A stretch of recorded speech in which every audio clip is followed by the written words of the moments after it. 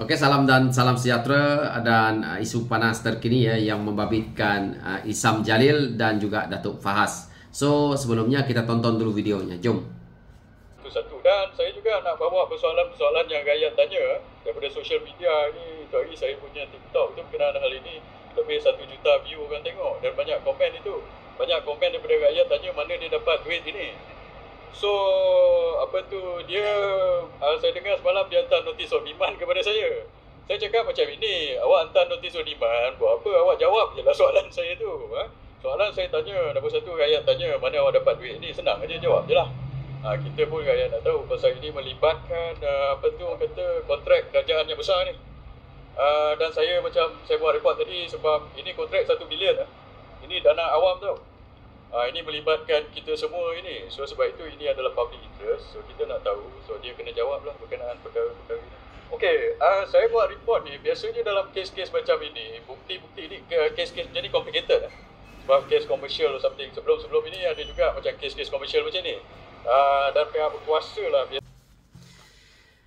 Daripada video yang kita lihat ni tadi ya, ini adalah kenyataan media susulan daripada laporan polis ya yang dibuat oleh Isam Jalil berkenaan dengan isu kontrak bernilai RM1 bilion ya. 1 bilion ni banyak, lebih kurang 1,000 juta. So dia menyatakan bahawa hasil daripada video yang dia buat di TikTok lebih daripada 1 juta view ya. Yang mana rakyat bertanya-tanya katanya daripada mana kekayaan yang dimiliki oleh Fahaz ini. So perkara ini sebenarnya sudah dijawab oleh Fahaz bahawa kontrak ataupun projek ini adalah bukan milik dia sendiri. Ini adalah milik dia bersama dengan Sultan Kelantan. Jadi isu ini telah pun menyebabkan Fahaz telah pun menghantar seperti mana yang diulas dalam sidang media tadi, iaitu notice of demand terhadap Isam Jalil. Sebab itulah Isam Jalil cepat-cepat pergi buat laporan polis. Konon-kononnya mewakili rakyat. Jadi saya lihat perkara ini, kenapa Fahaz ini jadi sasaran, sebabkan Fahaz pernah jadi pembantu Datuk Seri Anwar Ibrahim seperti mana yang telah pun Fahan buat hari ini. Dalam isu ini, Isam Jalil saya lihat suka menyerang Datuk Seri Anwar Ibrahim daripada dulu lagi. Tetapi yang memenjarakan Najib itu bukan Datuk Seri Anwar Ibrahim ya. Yang memenjarakan Najib itu adalah hasil daripada Atuk Saka dan diteruskan oleh Muhyiddin Yassin. So Isam Jalil ni kita tahu dia berkiblatkan Najib. Saya lihat apabila dia persoalkan isu ini adalah dana rakyat, dana awam, iaitu duit rakyat, maka Isam Jalil patut menjawab ya, macam mana ya hari ini kerajaan terpaksa membayar satu hutang yang sangat besar. Sepatutnya ini diulas oleh Isam Jalil sebab dia begitu rapat dengan Najib. Tak perlu dia tanya Fahan. Dia patut jawab, kerajaan sudah bayar RM48.06 bilion hutang 1MDB Najib.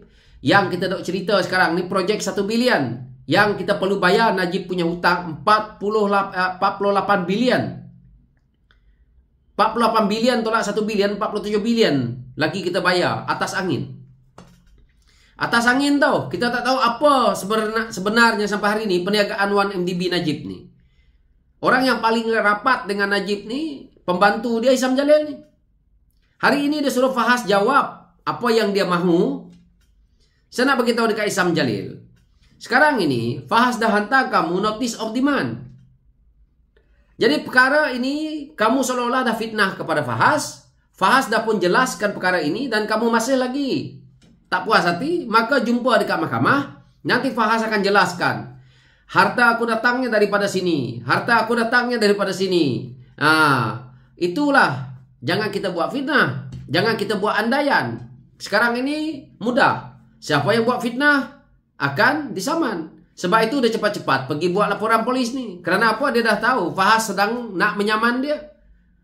Saya harap Fahaz saman dia ni. Jangan tanggung-tanggung. Wan Ahmad Faizal dah pun disaman 10 juta. Ni Isam Jalil ni saman 20 juta. Biar Fahaz dapat duit 30 juta. Baru dia tahu. Mereka-mereka ini cuba bermain. Bermain dengan penipuan. Bermain dengan ingin glamour ya. Kalau saya tengok Isam Jalil ni, dia suka setiap hari dia bermain dengan sidang media. Isam Jalil nak orang jawab dia punya pertanyaan. Isam Jalil hari ini bukan ada apa-apa pun. Dia bukan lagi duduk dalam parti UMNO. Saya tak tahu parti mana yang dia sedang nak duduk sekarang ini. Dan dia ini tak ada jawatan politik pun. Lebih ada jawatan saya ni daripada Isam Jalil. Saya masih bagus sebagai ketua cabang. Kalau dalam UMNO saya ni ketua bahagian. Dia apa pun tak ada, tetapi hari-hari dia mempersoalkan isu kerajaan dan sebagainya. Kalau betul tak apa. Ini dia persoalkan duit Fahas, kekayaan Fahas. Dulu waktu Fahas keluar dalam newspaper sebagai pemegang saham terbesar dalam 7-Eleven, dia tak nak tanya. Tiba-tiba hari ini, apabila Fahas mendapat projek, ataupun kita tak tahu ya, projek ini belum dapat, tetapi sudah diulas oleh mereka. Kalaulah kod-kodnya, projek ini tak dapat pada Fahas nanti, dan kamu dah pun memfitnah Fahas hari ini. Oh, sakit nih. Ini belum dapat lagi tau.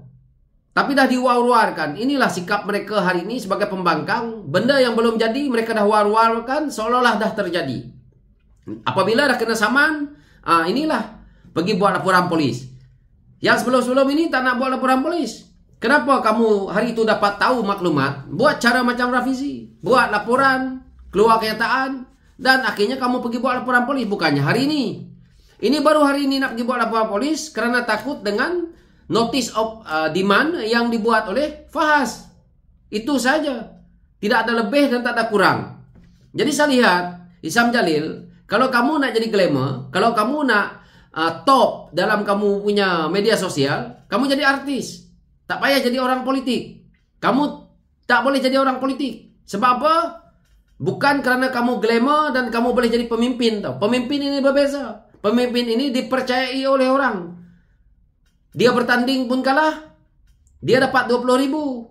PN dapat 40.000. Pakatan Harapan dapat 60.000. Dia kalah orang nombor 3. 3 calon di situ. Jadi hari ini dia cuba nak mengambil hati pengundi-pengundi. Dia cuba bermain media. Yang pada saya, kalau perkara yang kamu nak dedahkan itu betul, terus maju ke depan. Jangan kamu kata, kenapa pula Fahas pergi hantar notice of demand terhadap saya? Dia terkejut beruk sebab Fahas pergi hantar notice of demand kepada dia.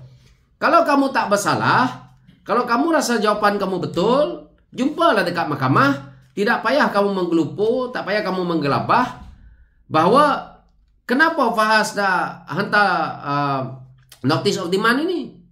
Sedangkan ini adalah rakyat tanya, dia kata. Rakyat mana yang tanya? Isam Jalil yang buat kenyataan. Kalau tak, rakyat tak tahu. Kamu pergi buat dekat media kamu kata ada orang tonton lebih 1 juta. Sekarang ini, apabila orang cuba hantar notice of demand terhadap kamu jual nama rakyat. Lepas ni kamu jawablah. Inilah masalah mereka ni semua. Belagak jadi hero. Lepas tu bila surat cinta dah sampai, mula nak terkencing, nak terberak, lalas. Jalan terakhirnya untuk menyelamatkan diri pergi buat laporan polis. Bukan ini satu jenayah. Tapi kalau fitnah, satu jenayah jugalah. Kamu kena bayarlah saman nanti. Itu saja. Saya tidak nak ulah panjang-panjang isu ini. Kawan-kawan pun tahu siapa Isam Jalil ni. Dan kita juga tahu bahawa dia ni orang najib. Sedangkan kita bayar hutang 1MDB 48 bilion. Dia tak nak ulas. Ulaslah. Saya nak tengok. So itu saja dari saya. Sekian. Terima kasih. Thank you.